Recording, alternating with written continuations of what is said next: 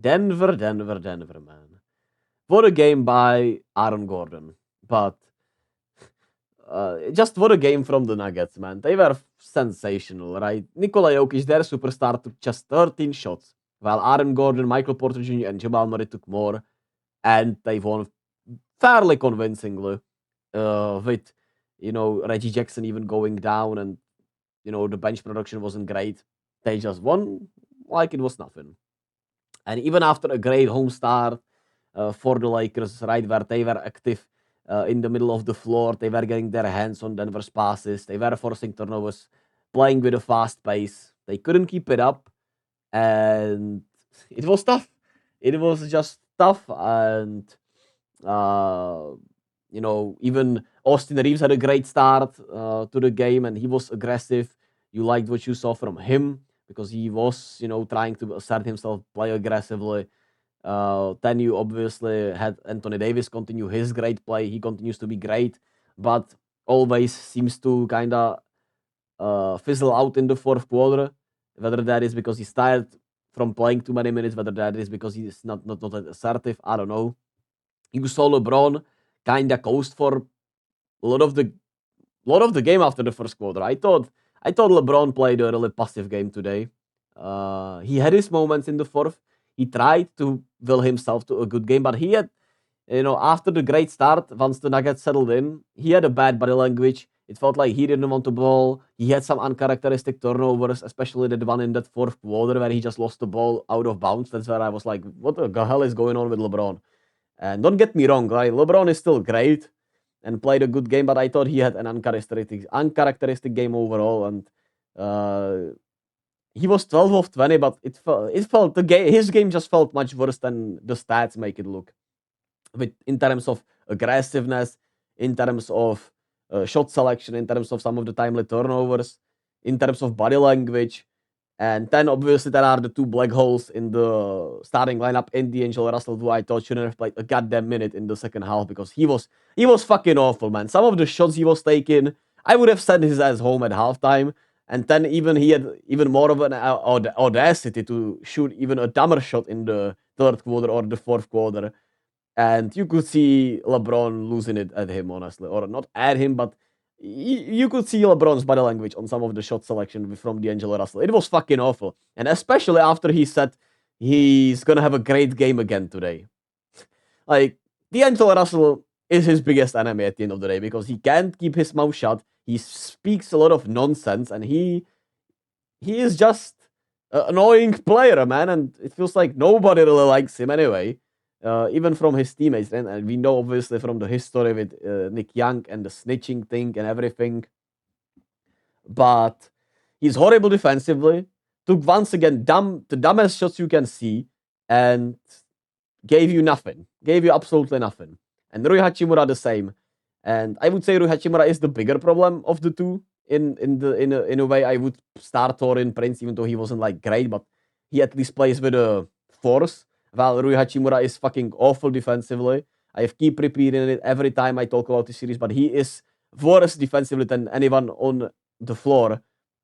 Denver or Lakers, probably worst defensively from anyone on both of these rosters, even D'Angelo Russell, and gives you nothing offensively to just 4 shot attempts. Isn't aggressive enough to justify his playing time. Like when in the Memphis series, he was obviously averaging like 20 points a night.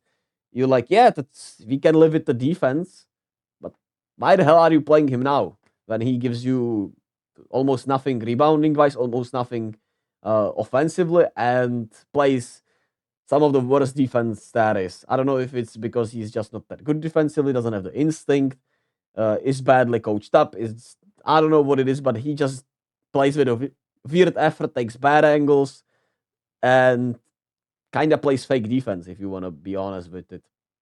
And yeah, they even got a good game off the bench, I thought. Torin Prince, Spencer Dinwiddie, Game Vincent played really well, but D'Lo and Rui Hachimura were awful. LeBron, I thought, was coasting for half the game at least, or just not being assertive, aggressive, looking kind of defeated, in my opinion.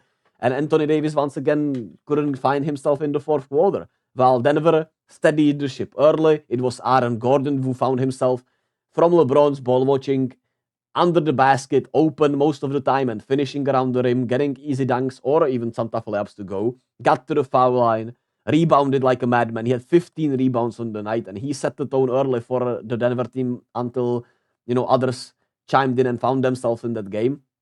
And Aaron Gordon was probably his best game. I don't know if the best game, because he had one hell of a game in the finals last year and had one hell of a game in the playoffs last year against the Lakers also. But felt like he was the best player on the floor tonight in a way.